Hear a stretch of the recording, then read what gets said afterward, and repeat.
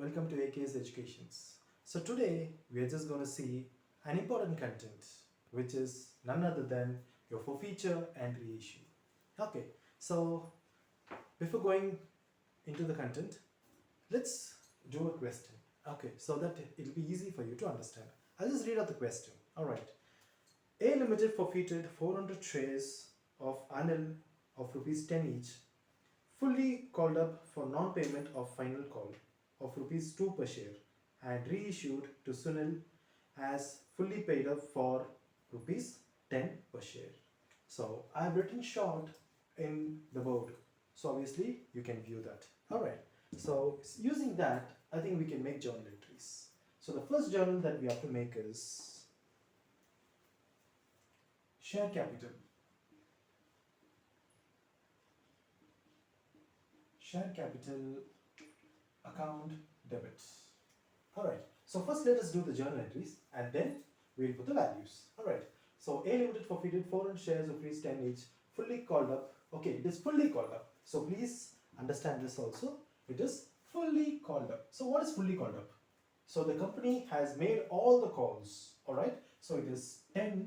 They have made all the calls equivalent to 10. Alright, so I'll do the next journal.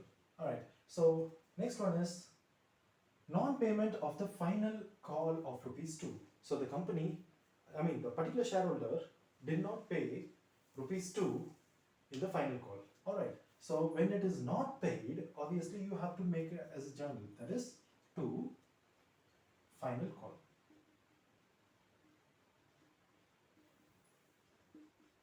Next, that's all. He has made only one calls in arrears, that is the final call. Next is to share forfeiture. Alright, so forfeiture is nothing but the amount that the shareholder has paid will be forfeited by the company. Alright, so it will be forfeited by the company.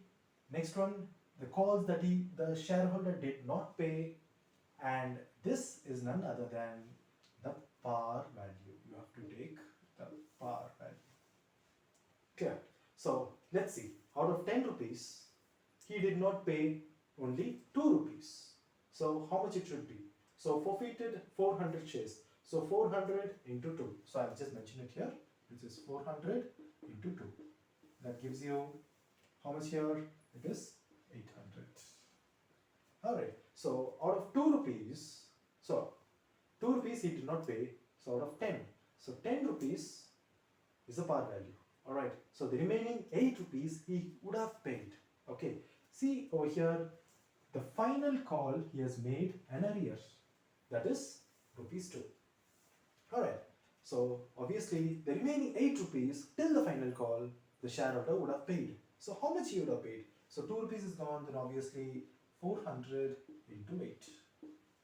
So how much is 4 into 8? 4 8s are 32. Alright, so this is 3,200. Okay, so as I said, you have to take the par value. Always share capital will stand only on par. Okay, so I'm taking the par value, which is 10.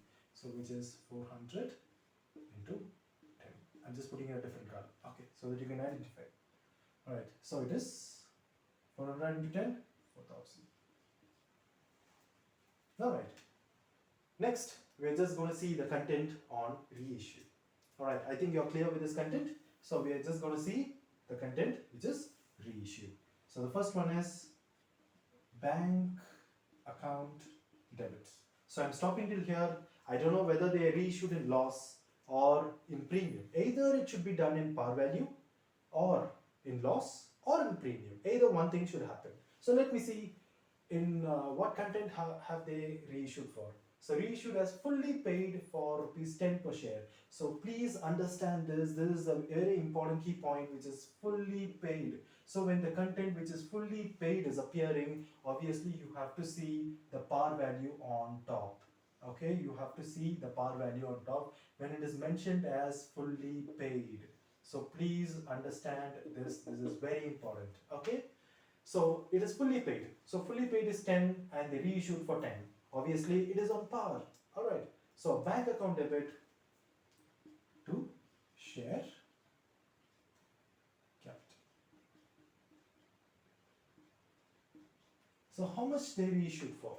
So they reissued for the same value, which is 10. So 400 into 10. Same way here, it is 400 into 10. So it is 4,000 and 4,000. I think you get clear with this? 4,000 and 4,000. The next thing, we have to find out the capital reserve. So we'll do the capital reserve entry. Share forfeiture account debit to capital reserve account. Alright, so we have to do this. So for doing this, there is a small formula to do this. So what is that formula? So I'll just make it here, possibly I'll just make it here. So number of amount forfeited, that is the amount which is forfeited from the shares, that is total amount forfeited.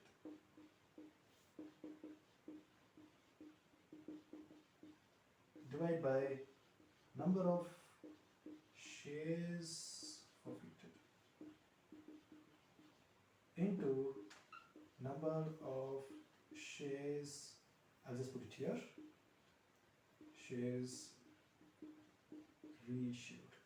So I'm just utilizing this formula and I'm just doing the working. Alright, so amount forfeited, which is 3,200, divided by number of shares forfeited, 400, into number of shares reissued. Obviously this reissue value is not given, I mean the shares are not given, so you will be taking the same share value. Alright, so 400, so with 400 it goes, so obviously you'll be getting 3,200, the same 3,200, because, and one more thing you have to see, that is the next content, which is loss. You have to deduct it. So there is no loss over here, it is on par value, so the same content will follow through.